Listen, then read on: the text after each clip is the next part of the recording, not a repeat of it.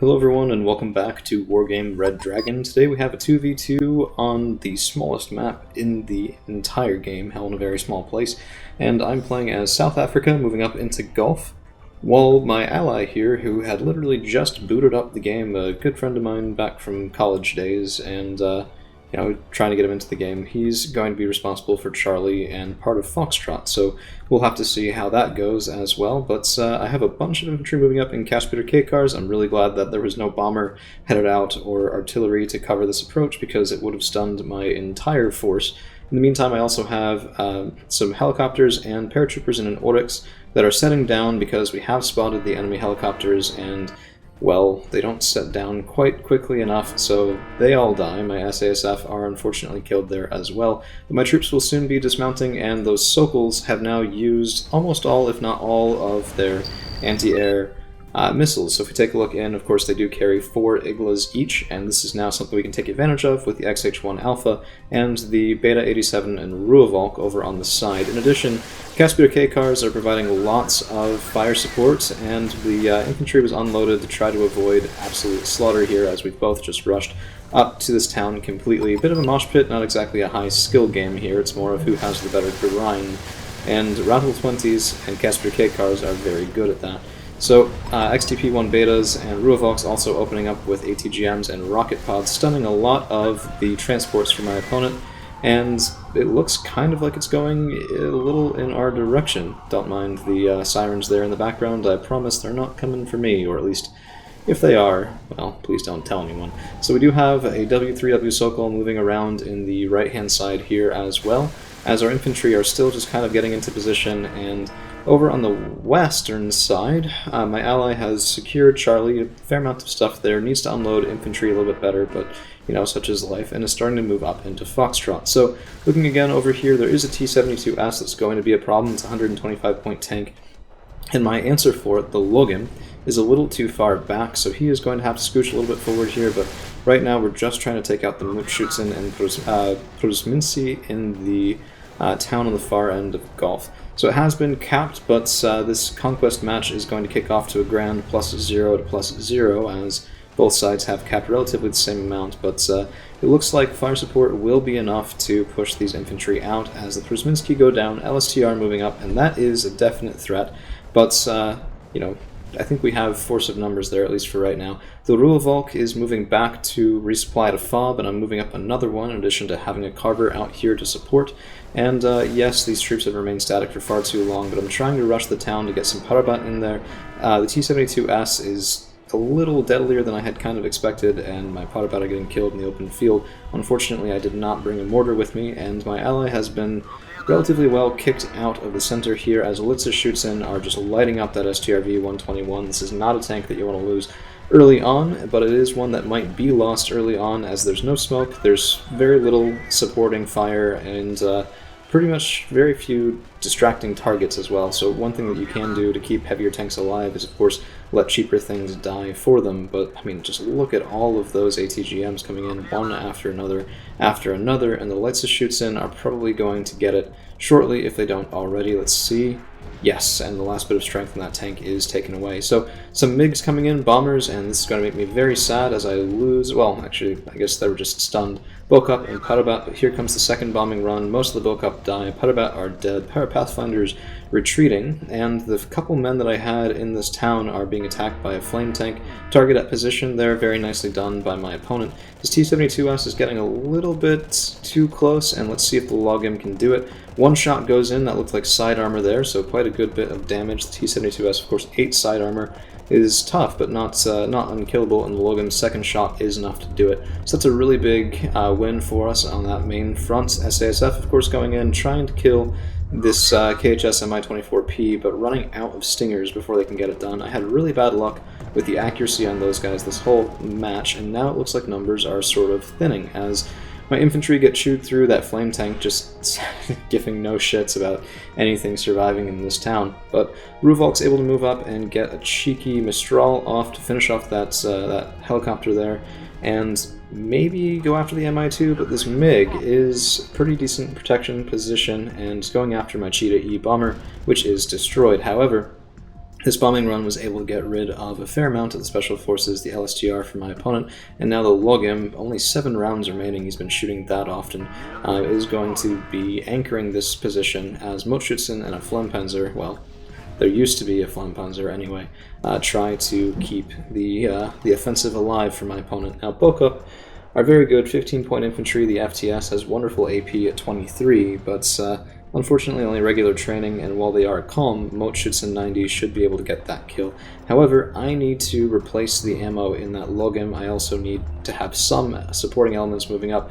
I also have infantry moving up in Caspier K-cars trying to help out with this position, and I'm trying to get my opponent to really infiltrate into these woods, but he's such a new player, he actually thought that this was impassable terrain. He's like, no, why are you telling me to go over here? There can't be anything over here, and, well, yes, there very much can. So those are those attack markers coming in from me just saying, no, move here, please. Take the Volksgrenjäger, move them up, get a good defensive position in that corner so that we can hold should the enemy decide to push back. So in the meantime, Adina is unfortunately finishing off my bulk up as I try to go in and kill a Hybernet, and we do get the kill there, so another 15 points paying for the bulk up in addition to their other work already.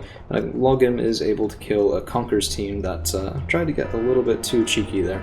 But this was, on the left, has been lost, and if we look over at my ally, he's in a really tough fight.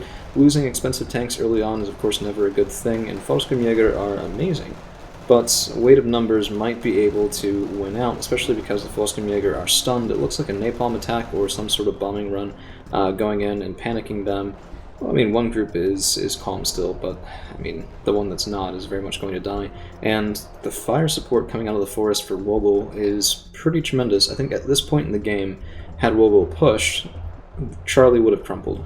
However, that at least hasn't happened yet. So another MiG-17 PF bomber coming in, and those 2 500-kilogram bombs are going to be quite effective. Let's see what they can do, and yes, Volksgrenjäger gone.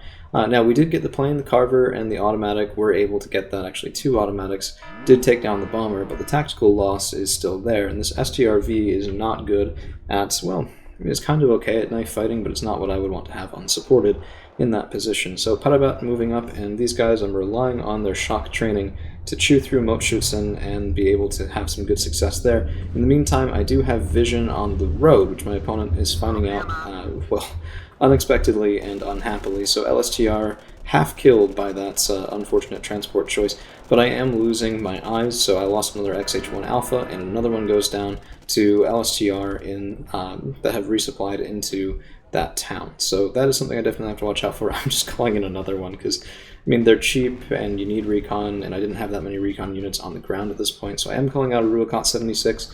I'm not sure if I'm still a huge fan of those. They're a little expensive for what they do, but we are going to speed things up as we go into the mid-game. So Parabat trying to resecure this position against Formosa, which is a fight that they would lose if not for the Formosa being panicked by the destruction of their transport vehicle. Parabat moving up to support as well, and LSTR are very nice, but they are an extremely expensive piece, so I'm hoping if I can damage them sufficiently, we might be able to get some value trading out of this.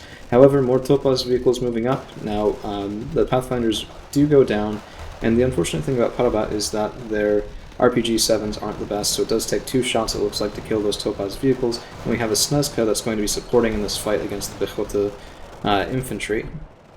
In the meantime, on the western side, STRV fending off, it looks like just reinforcements in that sort of village, and I'm now getting a Betilior, which I've never really tried using before, and at this point I didn't know it was cluster, so I thought that this was high explosive. I mean, you live and learn, right? Of course, realizing that was cluster and isn't going to do anything, well, that was kind of not really worth it. Parabat finished chewing through those Pechota, and I'm sending over a cargo to resupply them, as my Logim has been resupplied and healed as well. Cactus Sov using 3 missiles, but we took out yet another helicopter, and it's starting to look a little bit like a graveyard over there on the far side of the river. So, in the meantime, in the center, we need something to break this stalemate. One of us needs to secure Fox. A seaplane coming in, and that is going to get the second automatic, so I think that's the second time that 22 M4P has come in. And, well, air defenses are down. This western side of the map is looking very thin. If not for our successes over in the north side of Gulf, which, I mean, while important, haven't been consolidated enough for me to feel like I can keep pushing from this position, we would very much be losing right now, because if Gulf was contested, then Wogel would probably feel emboldened enough to push through, and Charlie, he's probably thinking, was that it would be, I guess, a suicidal loss. So should he take too many losses, it would doom the entire field. While as now he can, in theory, help out over in the east. Putabat moving up, Casper K-Cars moving up, and unfortunately there is pretty good intel and recon scouting for my opponent here, so those Casputers are going to take too much fire, and I was hoping to get a little bit of a cheeky forward position, and it ended up not being a good thing. Logan moving forward, and now Casputers supporting Putabat, trying to move into this town. Moat shoots in, very much not liking that at all, but Scout 2 AP bringing reinforcements, and there they are, dropped off. And my Putabat on the western side are also getting chewed through. So Casper K-Cars are excellent for this sort of long-range fire support. I mean, 15 points for that, 1575 meter range against ground is pretty nice. The Ruakat 76 also supporting those Mochutsun are not going to be living for very much longer, but a double stack of Formosa, and those guys carry frag launchers, which means they will win against my Putabat pretty handily. You can already see that happening. Now fire support from the Logim will change that, so long as the Logim is okay. So that's the Battalior opening up again, damaging everything in there, but I didn't see any kills, and that's something that is very upsetting, as I did want a more definitive victory there. In the meantime, LSTR are able to fend off my Petabats, actually far more effectively than I thought they would, with those STGs, and the Logim is going to reposition. So again, we're looking a little bit scant on this side of the field. Caspier BV is moving up to Cap Foxtrot and get ticking war score here. Well, war score I say, it's just U4, habits die hard, but Ruakat 76 moving up and a Logim dodging, it looks like some longer range fire. But that T-55 Dyna will get the better of this engagement. And that's kind of what I'm talking about. 50-point tank versus a 55-point tank, and the Ruakat has 65-point tank. Ruakat has no chance of winning unassisted, so the Ruavalk has to move up and do that for it. Now, it's true the Ruakat was spotting, but the Dyna was shooting anyway, so we probably would have had vision on him. And the Ruavalk is going to try to get a little bit more success, but gets a little bit too close. ATGM counterfire going in, but stunned, lost, and we do lose one of those extremely expensive helicopters for basically no purpose. In the meantime, however, Mech Inf and Rattle 20s, Casper K-Cars securing this position as Darkside over here, my new friend, is trying to push forward and through in Foxtrot once more, just taking that force position here. More infantry moving up, but they're not unloaded and they're getting into weapons range from what we've previously seen.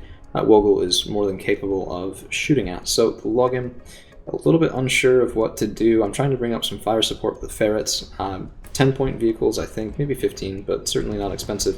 In the meantime, Conqueror's team's just going to town. Of course, the Wildcat does get a kill there, or the STRF does, but these guys are carrying ATGM infantry that should be nowhere near the front line, particularly when that T-55 is able to get just hundreds of points in kills as very, very fragile infantry moves up. I mean, RBS are pretty excellent. They're one of my favorite units in the Scandinavian roster, but they should not be there. Falskrimjäger moving across open ground will, of course, get stunned and killed. You can make that sort of short sprint, but it has to be properly supported, and generally not when you're already losing on that side. So I'm calling out more infantry. I'm a little concerned at how open all of this is in the middle of Foxtrot. Let's speed things up a little bit. Carver's coming out once again, evac ordered though, just keeping him in the back to dissuade bombing runs. And we have a couple more enemy reinforcements coming in, including a Twardy. So I saw that, and this was really upsetting. So the Logim starts shooting, but it starts shooting at Topaz, so I'm giving away my position. I'm shooting at stuff that really doesn't matter that much. I think these guys were already unloaded, so it's actually an excellent distraction from my opponent, but that Twardy gets a kill on my Ruakat, and is still moving up, so we'll see if the Logim can do anything about it, but oh, nope, there were infantry in those Topaz, and the Twardy is into the woods now. Rattle 20s aren't going to be able to fight against that woods-to-woods fighting, but at least we are getting some damage in on those Pechota. It's better than nothing, but I had wanted to fight that Twardy, and there he gets the first shot because I was shooting at Pechota, and the already aimed shot does go into the Pechota again. At this point I'm manually targeting onto the Twardy, but this is a losing fight. We could have done this 1v1, probably even footing, if not slight advantage, but 1 point of strength remaining, the Logim is just retreating. Off go the guns and back into the woods trying to survive as the ferrets provide a distraction. So there are 15 points, not 10. Makes this a bit of an expensive distraction, but at least it keeps my Logim alive and well. Calling out a cargo immediately to get him healed up. Probably won't be enough. And now, finally, I bring mortars up the table a little bit later than I probably should have. In the meantime, Wogel here again, if he had wanted to be aggressive, he probably could have been at this point. We have a Leopard 1A5 going over to the west and some presence here, but really not much, as more siege support goes in, just demolishing my allies' automatics.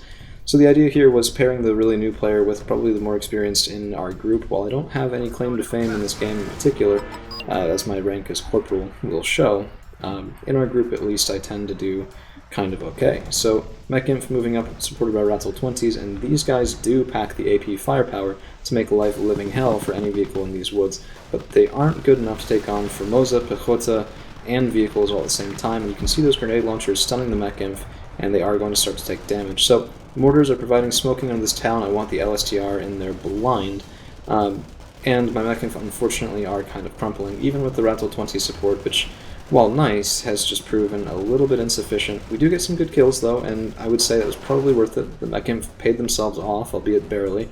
And we have Bokop moving up, as well as Cluster coming in, trying to damage that Twardy, just to keep my opponent on edge. Now, Foxtrot has been counter-capped, that's why we have a command vehicle in here, but it's not enough. Cheetah E comes in and is shot down, but there go the bombs. Let's see what they can do.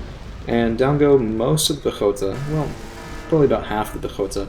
And Litza shoots in, trying to get Cheeky going through this gap, but Cast Beaters and Bokop will make that a relatively short ploy. So a lot of action going on, and fortunately enough of it is at a stalemate that I'm kind of feeling okay about it.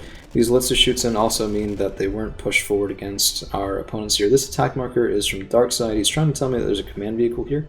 I don't really believe him, because, I mean, why would you put your command vehicle there if you control the high ground and it's much safer? But, I mean, he said he saw it, so I assume that he did. There should be a bomber going in soon. Or actually, no, this is the Batelior that's going to be trying to go in with Cluster. Putabat also trying to sneak through the smoke, but not quite able to manage it. And I do lose the last of those support vehicles as well, as it looks like Vimes might be able to mount a relatively successful counter-offensive. So we're going to speed things up a little bit once more just to keep the time down on this, because, I mean, the whole 50-minute thing is a little bit intensive. Carver coming out, more artillery going in, and now we're on the receiving end. So Cluster does take out my poor, unfortunate mortars, I think. Anyway, nope, they didn't move in time.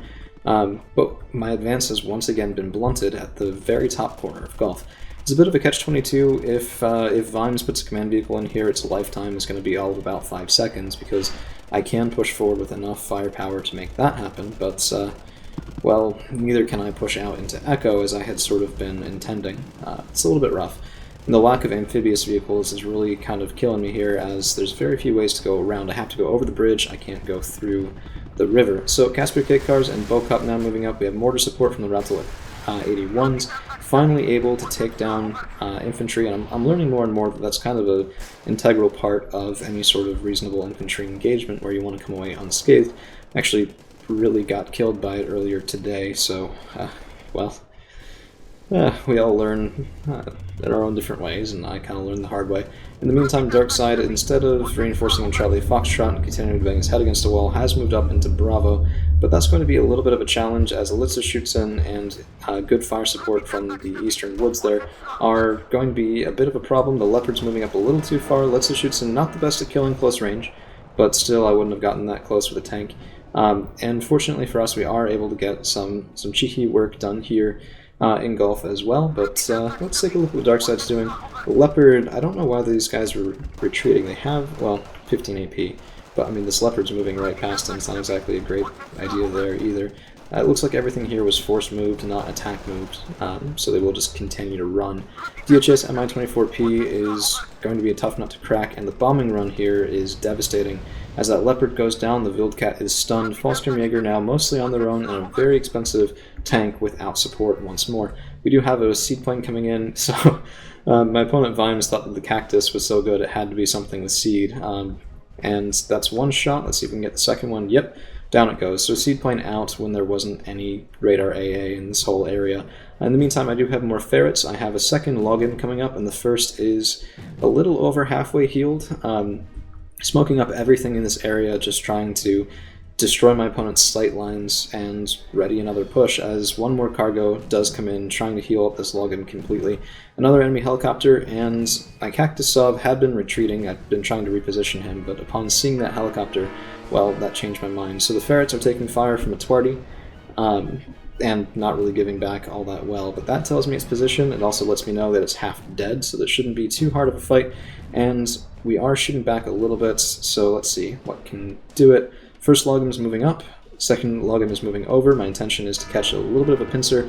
Bocop killing transports, but that does get them spotted, so it's going to be a little bit hard to have them get all the way through to that really heavy tank. We take a shot and get the kill, so when that T-72 turned to shoot this first Logam, the second Logam got a nice position there. Cluster already coming in again, not really that useful against LSTR, but I hadn't known that the tank would be dead by then, so I was hoping maybe to either damage it further or kill it. Now the STRV-121 has been taken out by Wogel's defensive helicopter usage there, so pretty nice in that regard, and our Logam is able to put the kibosh on some of our opponent's reinforcements, although of course that 73% chance to hit, now that I was actually looking at it, does not come through. In the meantime, more cargoes, just trying to heal up my Logam. They are extremely expensive tanks, and 2 is about all I can field, so if I start losing them now, I won't have any left.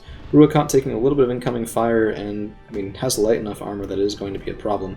But he's spotting pretty well for us right now, and that means that my opponent's other vehicles aren't going to have that fun of a time. In addition, Rattle 81's giving mortar fire at a suspected ATGM position, Cactus taking down another seaplane, so pretty brutal work all told in this area, and if we were able to hold that western bit of woods, this would be the ideal time to push. As it is, I have more reinforcements coming up in Rattle 20s, the mortars are going to stun and at least damage most of the stuff in that position, and this time it is Mech Inf.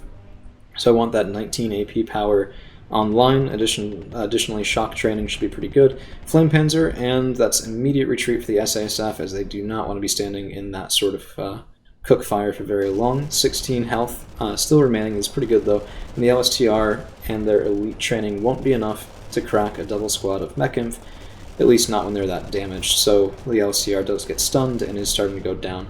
In the meantime, however, we see a scout helicopter moving a little too close over there, also a cluster bomber coming in, Mirage F1AZ, and my Carver's going in to hopefully head off another bomber. So here comes the cluster bomber, and let's see what it can do. Flame Panzer actually went down to the Mech Imp first, so I didn't really accomplish all that much, but the Mirage does get out. Second bomber from my opponent Wogel here does come in and dissuades, I don't know why these guys were charging, but they were, dissuades ATGM infantry from charging the woods, of all things. We had a long chat after this game about, well, don't do that, and maybe some of the better ways of reading unit cards to make sure that you're actually using the unit that you think you are for the role that you think it's supposed to be used for.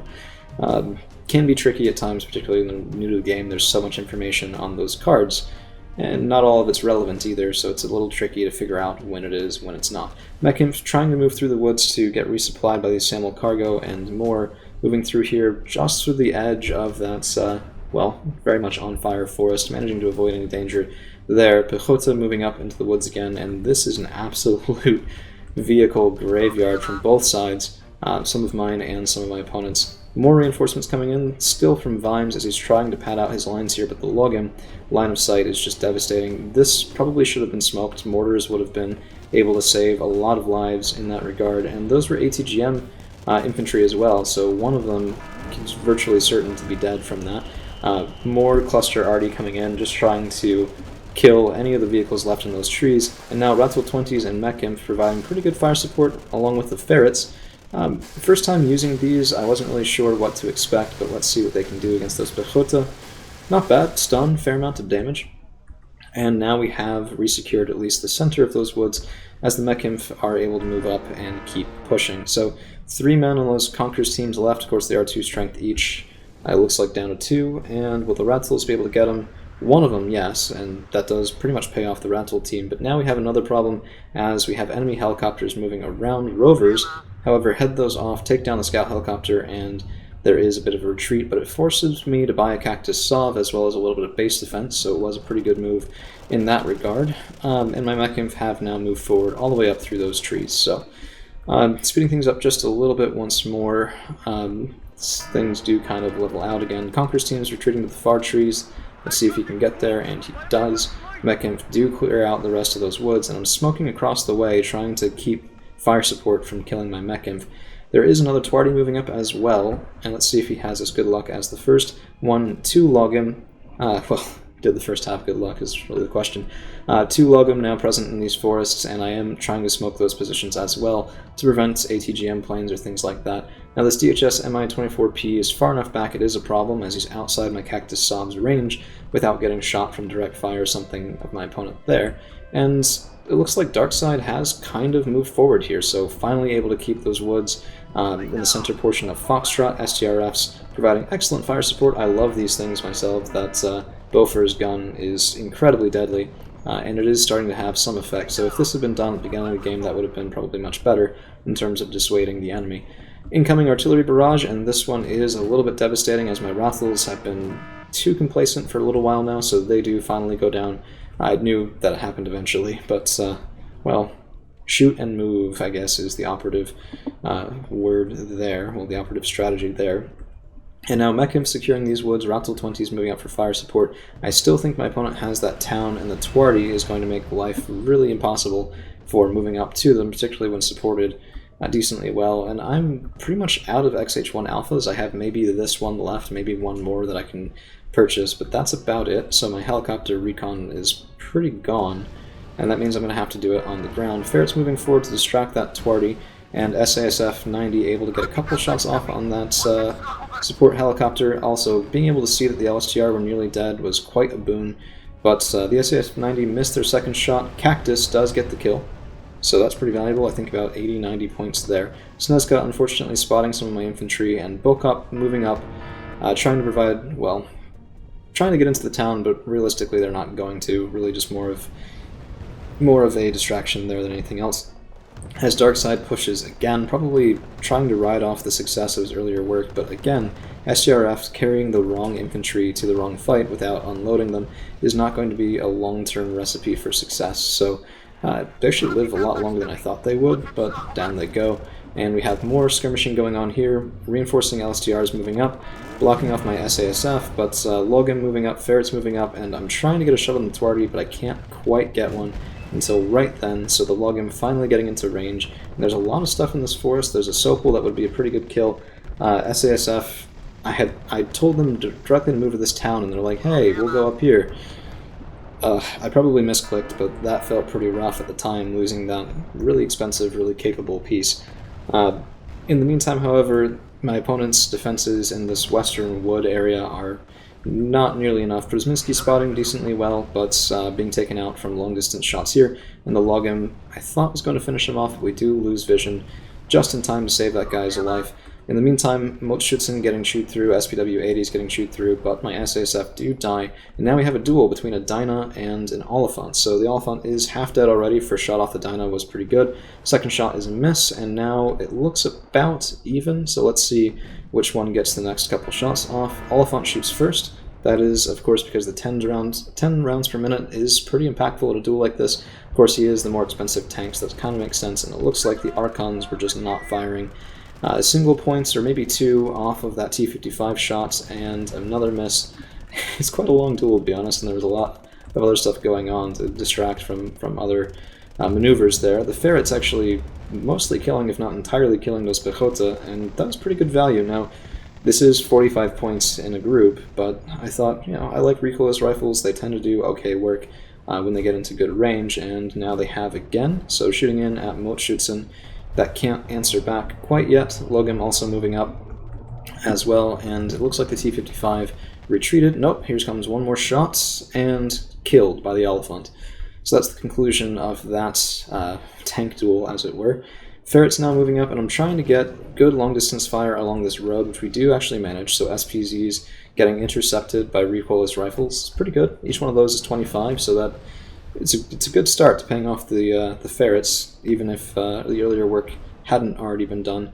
Logim, unfortunately, moving up a bit too far, so we have to watch these two guys here, and there's a lot moving around. So more infantry caught on this. No, those are actually transports caught on that slope, but we have a couple planes coming in. It looks like at least one. Oh, is that cluster? No, actually, that wasn't cluster, but there was an ATGM plane came in, took out the rear Logam, so the one in the front lived, the one in the back did not.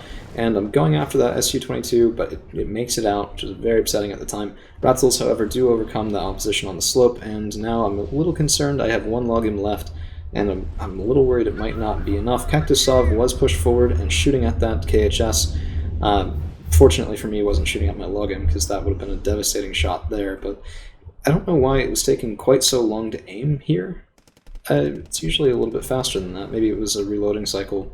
It was just a little off-kilter because of partial resupply. I'm not really sure. But unfortunately, the helicopter does make it out, and my Logam has to get back, or he's going to start taking way more attention than I would want him to. So he is, in fact, moving back. I'm trying to get more Rantel 81s up to provide smoke, and I'm a little worried that, yep, here comes the Su-22M4 again. So we'll have to see if he can get those ATGMs off, as my Logam's trying to get into the woods, and does manage it. So instead, the Oliphant does go down. Now, Su-22M4 is taking one shot, and 2 shots does get killed by the Cactus Sov. So I love this thing. It is such a valuable piece when protected adequately. In the meantime, most of the fighting over the west has stopped. It's down to a bit of a bomber skirmish now. Of course, my Carver will have a field day there, although not quite at the moment. And there's this, I mean, this guy's just sitting out in the open and I can't hit him, and it's the most aggravating thing ever because I have lost my cluster artillery, or that I would have hit that piece far earlier, but now we do have Parapathfinders in the town, finally able to secure that. Ruokot 76 a bit too far up, and another expensive mistake as those helicopters take him out. Cactus Sov is unfortunately out of ammunition, so I will be calling up a couple more as well as more Samel cargoes to keep the back line of the South African position well supplied. At this point, though, the game is, I don't know, we were stalemated, yes, and, you know, we've each had our mixed successes, I would say, and mixed failures, but golf is pretty well secured. I'm trying to figure out, do I need to keep pushing? Do I need to push into Echo? Or can I now start supporting over in the western side of the map a little bit more? In addition, I mean, I was running out of infantry by this point. My Cactus Sov, unfortunately targeted by cluster artillery, and it's going to be having a bad day. Let's see if they do get him. And yeah, so that was really kind of, well, hurtful as well. Of course, that Cactus had paid for himself probably about 5 times over just through sheer helicopter and plane kills, which, you know, that's nice. And we do have 2 more coming up to replace him, so it's not the end of the world, but it was really expensive. More cluster already coming in, and our opponents are now looking for our command vehicles, trying to just snipe those. Bombers also just, you know, saying, hey, well, if they're not going to get shot down, because remember, all the automatics for my opponent have been largely killed by seedplanes at this point, so bombing runs are relatively free. Rovers aren't going to be able to take those guys down all that efficiently. Another seedplane coming in, and there's an F-16 Fighting Falcon, I guess, going on a bombing run against the helicopter? I didn't notice this during the game. This is kind of funny. Does he get him? I wonder. Yeah. Okay, 1,000 kilogram bombs versus helicopter. Well, 1,000 kilogram bombs win.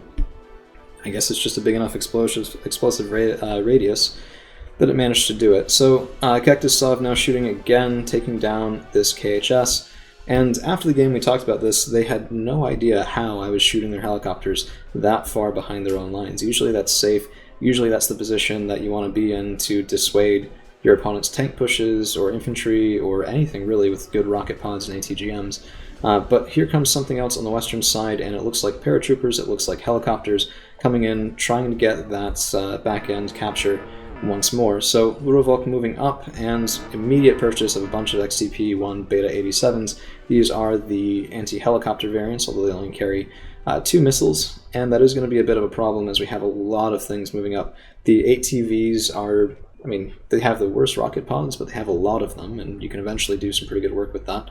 Ruovolk moving up as well, using those Mistral missiles against the target I didn't want them to. I wanted them to focus on the DHSs, but they're headed over trying to decap Charlie, and they do achieve it for a second.